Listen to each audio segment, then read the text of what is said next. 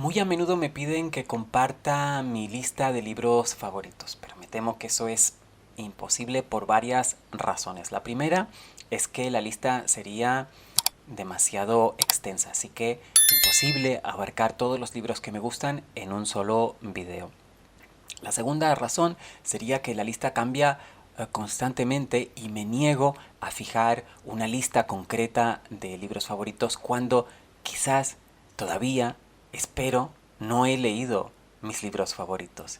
Siempre tengo la esperanza y esta esperanza se confirma, mi optimismo se confirma cada vez que leo un nuevo libro que me conquista. Así que esta lista cambiaría constantemente, así que no se podría fijar y además me niego a hacerlo en un solo video o incluso en una lista por escrito. Y la tercera razón es que de, cuáles son mis libros favoritos depende mucho de mi estado de ánimo, de mi momento vital. También tiene mucho que ver con el resto de lecturas, con las lecturas que he realizado antes o durante. Es decir, un libro que me gustó mucho a los 15 años, si ahora lo leo tal vez no me guste tanto o mi opinión sea completamente diferente. Tal vez un libro que ahora me gusta mucho, si lo vuelvo a leer de aquí a un mes no me guste tanto. Tal vez un libro que ahora pasaría por alto, cuya lectura no me agradó o no sentí que fuese tan provechosa, de aquí a unos años, cuando por el motivo que sea vuelvo a abordar la lectura del mismo libro, tal vez se convierta en uno de mis favoritos. Así que es imposible, por lo menos para mí, hacer una lista de libros favoritos. Si puedo hacer libros fundamentales o libros que son especiales por uno u otro motivo, que es lo que intento hacer regularmente en este canal. Y hoy lo que sí puedo hacer y voy a hacer es una lista de 10 novelas que yo considero que son perfectas de principio a fin. No son las únicas 10 novelas que yo considero perfectas, son simplemente 10 ejemplos que a mí me parecen notables de novelas que yo he leído y que conozco muy bien.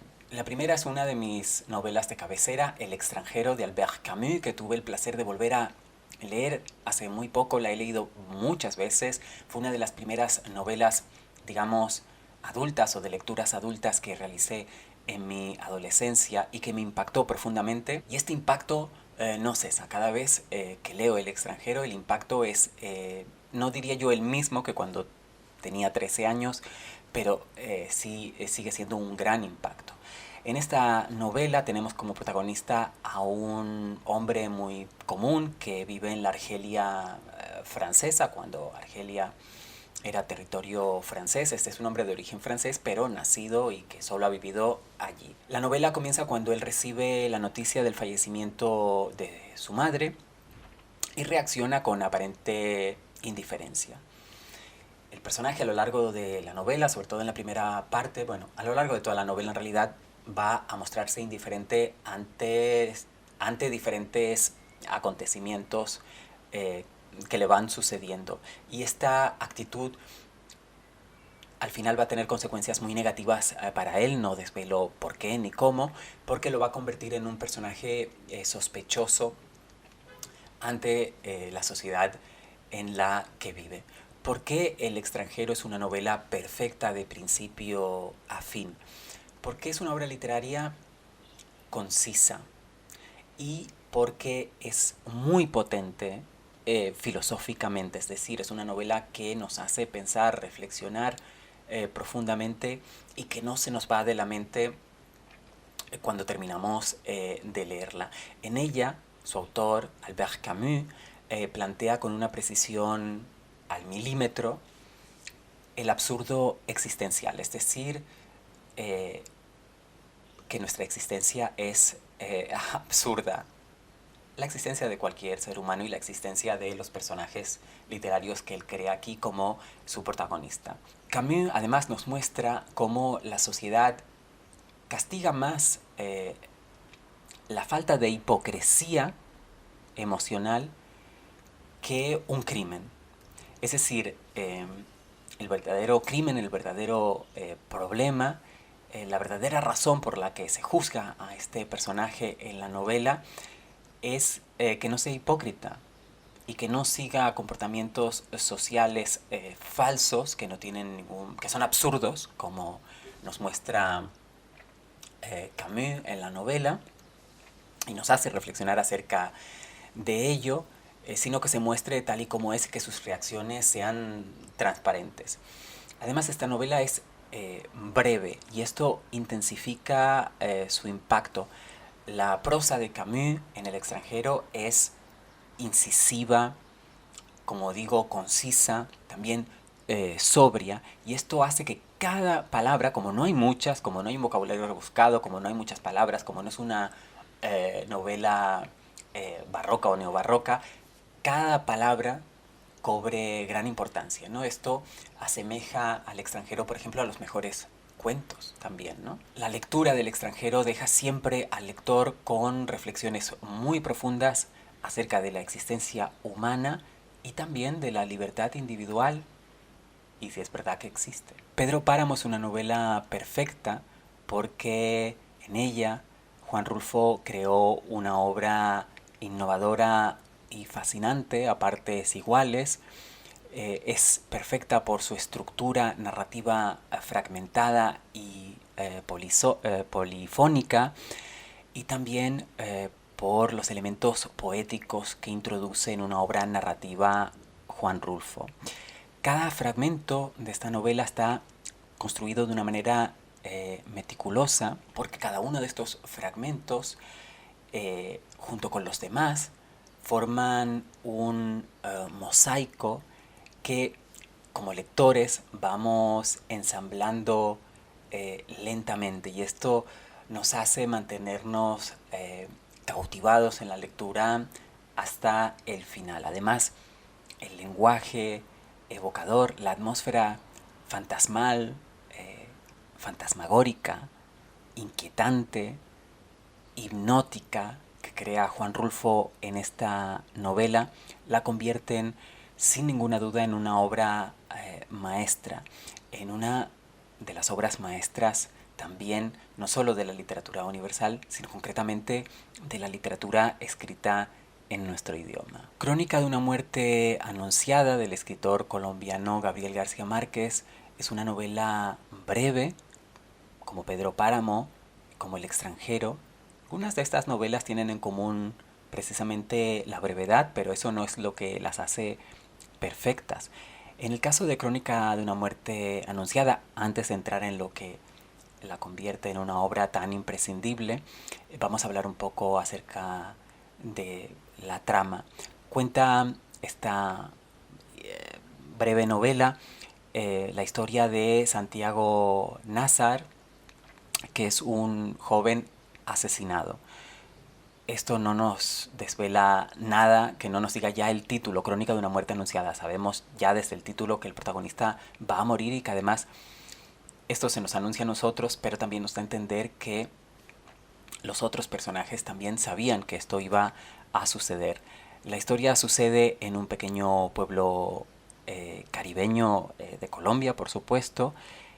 Todo el pueblo, conoce el plan de los asesinos de Nazar, pero nadie, ninguno de ellos interviene para impedirlo, y nosotros somos también conscientes de todo esto mientras vamos leyendo la novela. Una novela que reconstruye minuciosamente de nuevo los diferentes acontecimientos que en este caso desembocan en un asesinato anunciado desde el título, como digo, y que permite a Gabriel García Márquez explorar las motivaciones del mismo, o la motivación del mismo, también los prejuicios sociales dentro de este pequeño pueblo, y la culpa colectiva, que es un tema también central en Crónica de una muerte anunciada, una de las obras de García Márquez que a mí más me gustan.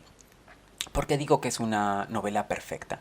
Porque en ella García Márquez maneja de una manera magistral una estructura narrativa donde cada detalle, por pequeño, por minúsculo que parezca, encaja perfectamente. Además, es una novela que nos mantiene en tensión. La tensión no disminuye, Curiosamente, pese a que nosotros conocemos el desenlace ya desde el título. Entonces, ¿cómo consigue García Márquez esto? Volvemos a un tema del que he hablado en videos anteriores. Tenemos estos lectores que tienen una sensibilidad a no conocer los acontecimientos narrativos o el desenlace antes de leer obras. ¿Por qué creen que esto, o porque bueno, para ellos esto, digamos que les perjudica o tiene una incidencia negativa en el placer que ellos derivan de la lectura, ¿no? Los famosos o infames spoilers, como se dice hoy en día. Sin embargo, hay grandes obras literarias, y Crónica de una muerte anunciada es una de ellas, que ya contienen el mayor spoiler, por seguir con esta nomenclatura contemporánea, aunque ya sé que a algunos no les gusten los anglicismos, pero bueno, así se dice. Ya sé que se puede decir también de otras formas, no desmenuzar la trama o desvelar la trama, en fin, hay otras maneras de decirlo, pero en fin, no nos detengamos en la terminología, sino en lo que yo quiero decir que es lo importante. Hay grandes obras literarias que ya desde el principio, desde el mismo título, nos dicen cómo van a terminar o qué es lo fundamental, lo central en la trama. Y esto no les quita ningún valor ni hace que la lectura de las mismas sea menos placentera. Si ustedes quieren un ejemplo ideal para convencerse de ello, Crónica de una muerte anunciada es una lectura que deberían hacer lo antes posible si todavía no lo han hecho. Además, es una obra escrita con un gran ritmo que fluye con total naturalidad y que va revelando paulatinamente la complejidad social de las costumbres de este pequeño pueblo colombiano que tal vez sea un microcosmos, ¿no? De la sociedad en general. Nos va revelando también la complejidad de las pasiones humanas, que es un tema central explotadísimo por García Márquez, yo diría que prácticamente en todas sus novelas y sus relatos breves. Así que para mí, y estoy seguro que no soy el único, Crónica de una muerte anunciada es una novela redonda, potente, conmovedora y perfecta de principio a fin. La metamorfosis de Franz Kafka, a veces también traducida como la transformación, nos cuenta la historia de Gregorio Samsa, un hombre joven que una mañana se despierta en su cuarto, en la casa familiar en la que vive, convertido en un insecto gigante. Su transformación, su metamorfosis va a alterar radicalmente su vida y sobre todo su relación con su familia, con la familia con la que vive. Los miembros de su familia van a pasar de la compasión inicial al desprecio y al rechazo incluso. Así que esta es una historia que nos habla del aislamiento y del abandono. No es una obra fácil, es breve también, pero porque es perfecta. Merece la pena leer La Metamorfosis, porque siempre merece la pena leer a Kafka. Pero aquí, hablando concretamente de esta obra, yo diría que en ella Kafka logra crear una alegoría impecable, una de las mejores alegorías sin duda, sobre la alienación, sobre el aislamiento, sobre la deshumanización y sobre la soledad que nos asola o que nos azota en la vida moderna, en el mundo contemporáneo, en nuestro mundo que ya era el mundo en el que habitaba Kafka. No nos desengañemos, por más avances tecnológicos que haya, el mundo que conocemos hoy es el mundo que ya conoció Kafka y que describió y que escribió también en su obra. Cada escena en la metamorfosis o la transformación está medida para que poco a poco vayamos profundizando en la angustia y en el absurdo de la situación que nos presenta Kafka y en la que nos vamos a ver reconocidos si leemos atentamente y miramos mucho más allá de la transformación en un insecto que, como digo, tenemos que interpretar como una alegoría y no tomárnosla al pie de la letra. Por favor, seamos lectores sofisticados.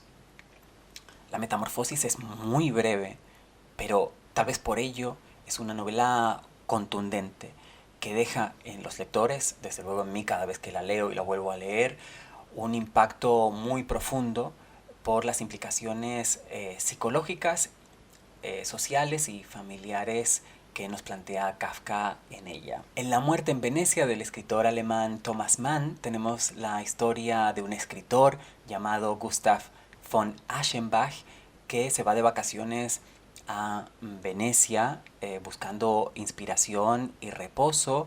Este escritor está intentando componer una obra literaria, pero pasa por un momento un poco complicado en el que parece que la escritura no fluye, así que decide tomarse unas vacaciones e ir a esta ciudad tan bella para inspirarse. Cuando llega allí, más que inspirarse por la belleza urbana, se obsesiona con la belleza de un joven llamado Tadzio, que es un adolescente polaco que está también allí veraneando con su familia. Lo que sucede es que al poco tiempo de estar allí llega a la ciudad una epidemia que silenciosamente va avanzando por la ciudad. De ahí lo de muerte en el título.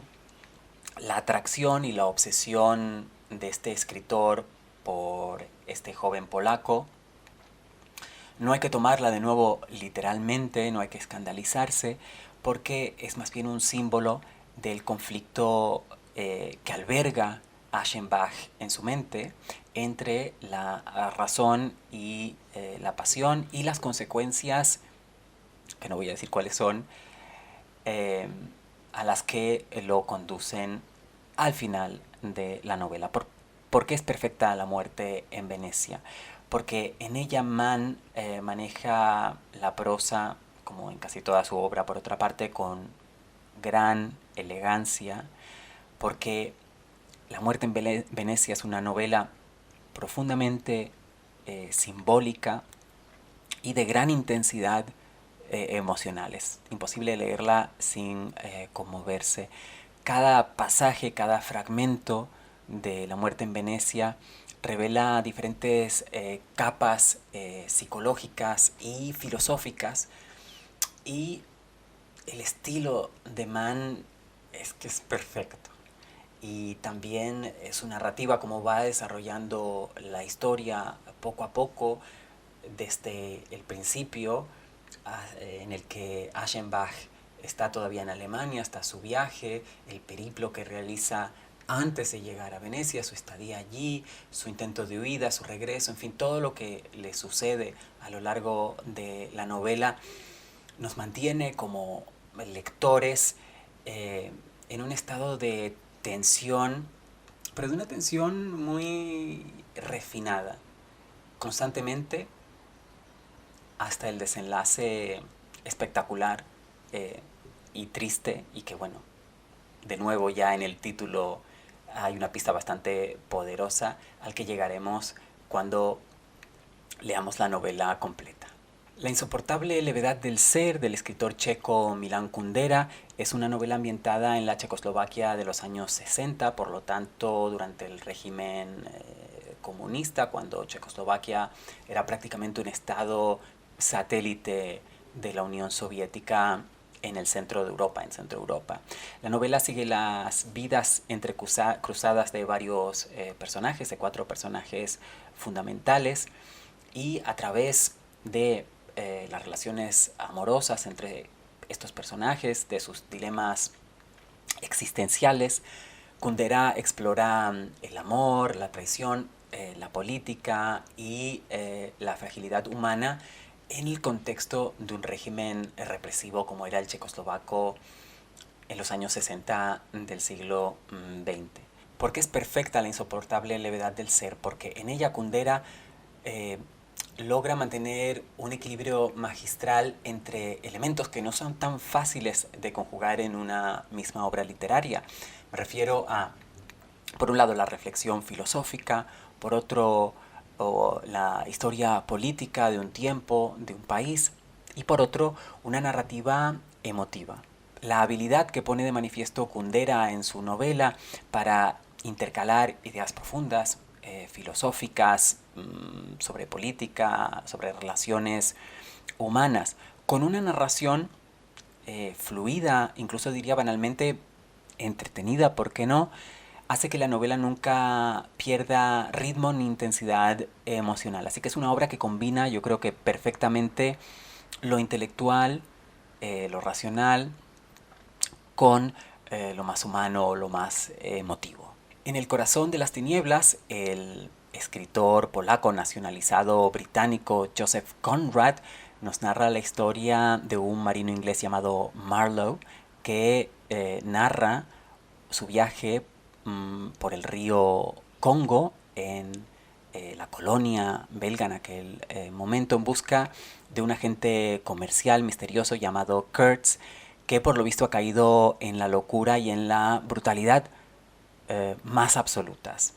La travesía de Marlowe se convierte en un descenso hacia la oscuridad del alma humana, hacia el corazón de las tinieblas y la corrupción moral del sistema colonial europeo, en este caso concreto belga, en África. ¿Por qué es perfecta esta novela? Pues porque Conrad domina la atmósfera sombría y la tensión psicológica en cada página.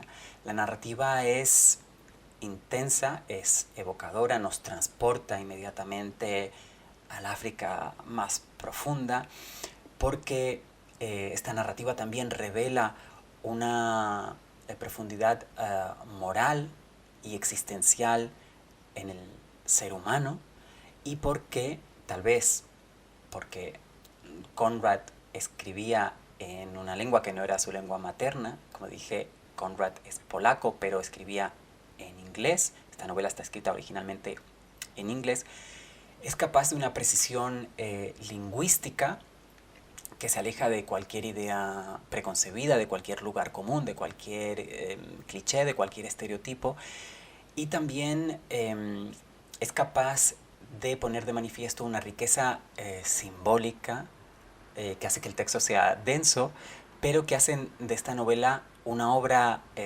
maestra de la literatura, sin ninguna duda, una de las novelas fundamentales que existen. Una novela de un escritor contemporáneo que sigue vivo en el momento de realizar este video, que sigue escribiendo y sigue publicando, es Los restos del día. Y el escritor es el británico, aunque de origen japonés, Kazuo Ishiguro. Esta es una novela maravillosa en la que un mayordomo inglés llamado Stevens emprende un viaje por el campo y durante este viaje recuerda, rememora su vida anterior, su vida al servicio de un lord inglés. Es un viaje, por lo tanto, de memoria, un viaje mental en el cual este personaje va a reconocer sus errores, los sacrificios que llegó a realizar y las oportunidades perdidas en su vida. Es un texto bellísimo y con un tono nostálgico maravilloso que nos habla de un personaje que vivió toda su vida atrapado entre pues amar o vivir y la lealtad y el sentido del deber tan profundo que expresa a través de estas páginas Ishiguro. ¿Por qué esta novela es perfecta? Porque la narración está llena de sutilezas, de una emoción delicada, no hay ningún exceso. Es una novela muy intimista. La prosa de Ishiguro en otras novelas, pero en esta concretamente es elegante y es contenida de una manera muy británica, ¿no? Pero no todos los escritores británicos o ingleses concretamente son capaces de escribir con esta contención. Pero gradualmente, a pesar de precisamente ser una prosa contenida, como digo, se nos van haciendo revelaciones muy profundas sobre la vida y sobre las elecciones personales, lo que escogemos en nuestra vida y las consecuencias que este acto de escoger, de elegir, puede causar. La perfección, para mí, de Los restos del día radica concretamente en la coherencia emocional absoluta del personaje protagonista, de este Stevens, y en la delicadeza de la historia que se nos narra. No se lo pierdan para lectores sensibles que quieran una lectura intimista, nostálgica, muy profunda. Los restos del día es una novela que no se pueden perder. El guardián entre el centeno de J.D. Salinger es una novela que yo recomiendo bastante a menudo.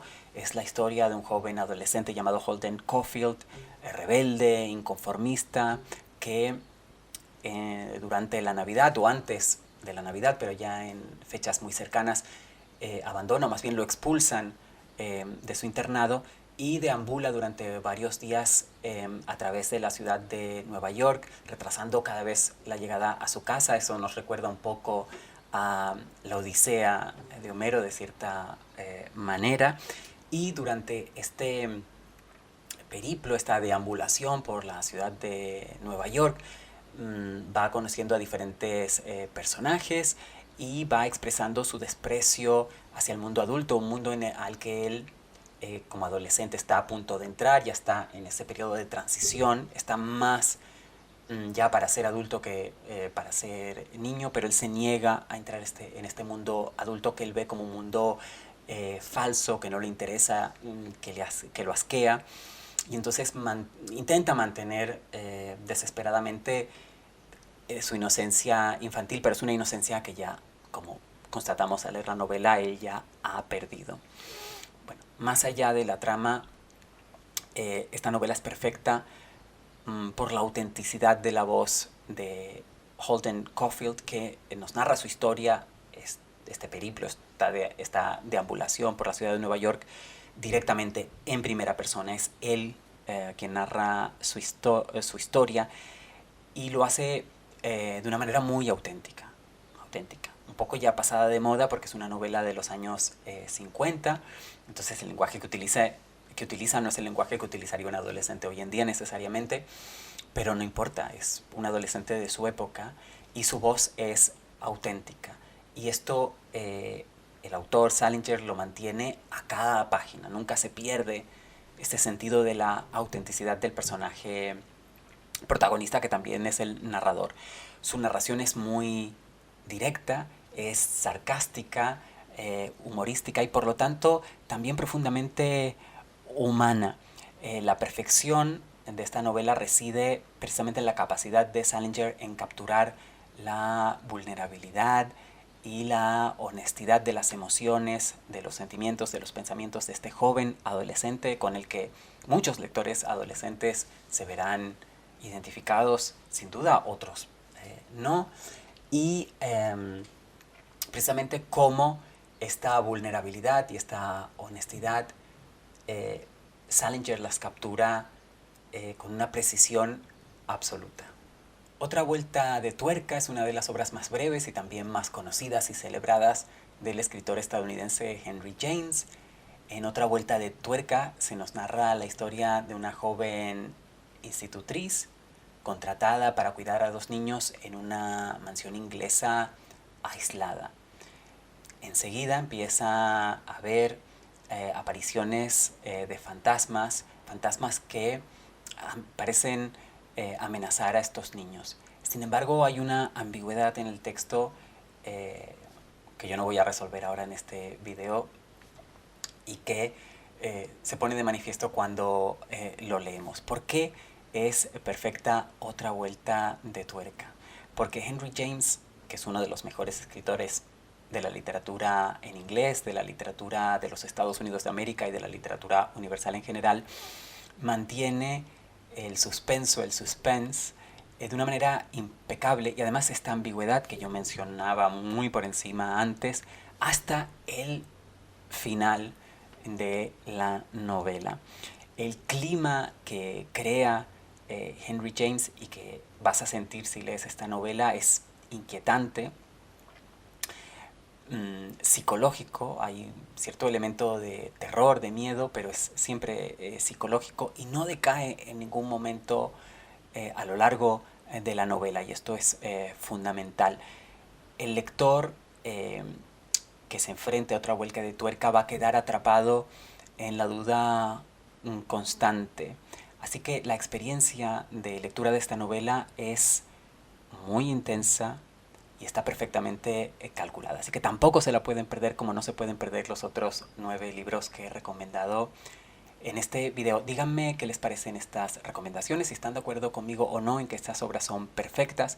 Y si ustedes quieren añadir alguna novela que les parezca perfecta también de principio a fin y quieran decir por qué también, o simplemente indicar el título, háganlo en los comentarios. Vamos a compartir entre todos recomendaciones literarias. Esto va a ser sin duda muy interesante. Así que nos vemos en los comentarios y si ustedes quieren también, nos vemos en el próximo video.